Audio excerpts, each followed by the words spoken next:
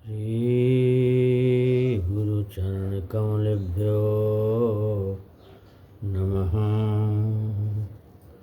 श्री गुरुचरण कमलेभ्यो नमः।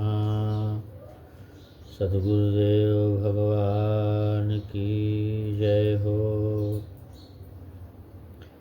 कुछ यहाँ भावनाओं की बात है कि भगवान को किस प्रकार से सेवा कोई करते हैं, कोई कैसे भी करता है। तो भगवान कहते हैं कि हमें चाहे कोई 100 मन का भोग लगाए या 1000 मन का भोग लगाए, करोड़ मन का लगाए, उससे मैं प्रसन्न नहीं होता। एक बार जब श्री वल्लभाचार्य महाराज अपने भगवान की पूजा आराधना में संलग्न थे, तब एक सज्जन 10,000 असरफियाँ लेकर आए और बाहर बैठ गए। गिन गिन कर 20-20 असरफियों को ढेर लगाने लगे। वल्लभाचार्य महाप्रभु भगवान की सेवा पूजा से निवृत्त जब हो गए और बाहर निकले, बोले कि सेठ जी, हमारे ये कन्हैया, हमारे बाल कृष्ण तुम्हारी ये सेवा स्वीकार नहीं करना चाहते। कहा क्यों? कहा कि तुमने सेवार्पण के पहले जिन इन असरफियों को गिना है, उनकी आवाज़, उनकी खनक बहुतों ने सुन ली है, इसलिए ये असरफियाँ झूठी हो गई। अब मैं इन्हें स्वीकार नहीं करूँगा, भगवान ने कहा। तो वल्लभाचार्य जी ने उन 10,000 असरफियों को लौटा दिया। ये वैष्णव 84 वैष्णव की वार्ता में बात आई है, क्योंकि भैया सेवा का कार्य बड़ा ही कठिन है। भगवान ऐसे गरीब नहीं कि वे कोई वस्तु देने से संतुष्ट होंगे। उनको किसी क्रिया को भी भूख नहीं है। वे कहते हैं कि तुम जिसका तिरस्कार करते हो उसमें मैं बैठा हूँ, और इसलिए उसका तिरस्कार मेरा ही तिरस्कार है। एक जगह तो तुम मेरी पूजा करते हो और दूसरी जगह मेरा तिरस्कार करते हो, फिर मैं तुम पर कैसे प्रसन्न होऊंगा। यही बात भगवान कपिल कहते हैं कि मनुष्य मूर्ति की पूजा तभी तक करनी चाहिए जब तक वह अपने तथा सबके हृदयों में प्रतिष्ठित परमात्मा का ज्ञान न प्राप्त कर लें।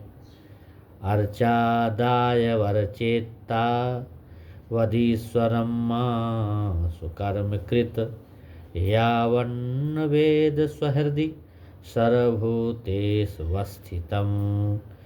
भगवान का यह कथन मूर्ति पूजा के निषेध के लिए नहीं है। यह तो मूर्ति पूजा परम गुणान्वित बनाने के लिए। इसका तात्पर्य यह है कि सबका सम्मान भी करो, मूर्ति पूजा भी करो, परंतु जो लोग किसी बात का उल्टा अर्थ निकाल लेते हैं, उनकी बुद्धि को क्या कहा जाए। भगवान कपिल देव कहते हैं कि अपने और पराये के बीच में अपना पेट मत रखो। यहाँ मूल संस्कृत में उदर शब्द है। उदर भेदी भयम यतः स्यात्, और यही उपनिषद में आया, उदर मंतरम कुरते अथ तस्य भयम भवति, तैतरीय उपनिषद में। तो उदर का अर्थ है, अगर तुम अपने और परायों के बीच थोड़ा सा स्वल्पमपि थोड़ा भी फर्क करोगे तो तुम्हारी दृष्टि में भेद हो जाएगा और मौत तुमको मारेगी। इसलिए सबके भीतर परमात्मा भूतात्मा भगवान बैठे हैं। सब चलते फिरते भगवान के अंदर है। कृतालयम, जो मनुष्य मंदिर बनाता है और वह दूसरा है, और भगवान ने अपने ओर से जो मंदिर बनाए हैं वे दूसरे हैं क्या? संसार के संपूर्ण प्राणी भगवान के मंदिर हैं। मोर भी भगवान का एक मंदिर है, कोयल भी भगवान का एक मंदिर है, और गौरैया भी भगवान का एक मंदिर है। इस तरह सब भगवान के मंदिर। आहर ये दान मानाभ्याम, सबको यथाशक्ति कुछ न कुछ दो। यदि असमर्थता बस कुछ दे न सको कोई बात नहीं, केवल वस्तु से ही पूजा नहीं होती, इसलिए सबका सत्कार करो। सत्कार की क्रिया भी न हो सके तो सबके प्रति मैत्री का भाव रखो।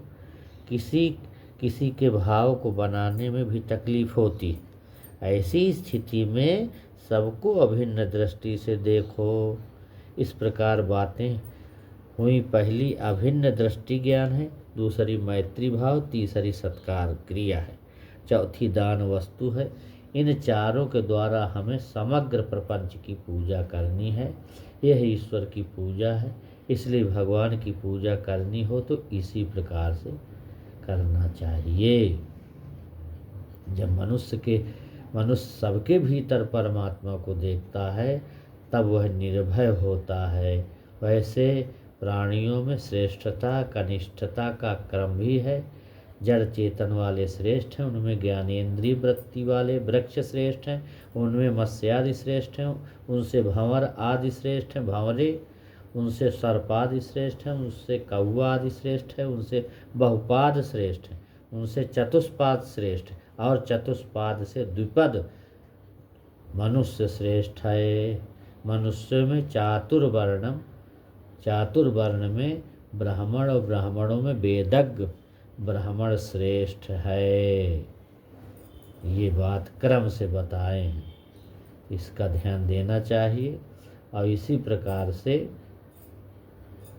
ये ध्यान दे करके और इस क्रम को ध्यान से सुन के और अपने जीवन में उतारना चाहिए। अपने को धीरे धीरे ज्ञान से अज्ञान से ज्ञान में हटाते चलो। वेदज्ञों में उनके अर्थ को समझता है वह श्रेष्ठ है। यस्ति त्याज सच विदम सखायम न तस्य वच्चापि भागो वस्ति।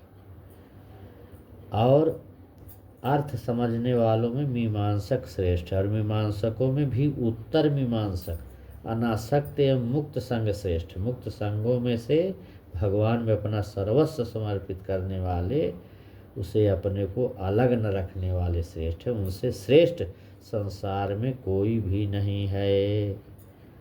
इस तरह से इनका क्रम है। ओम शांति शांति शांति। ओम।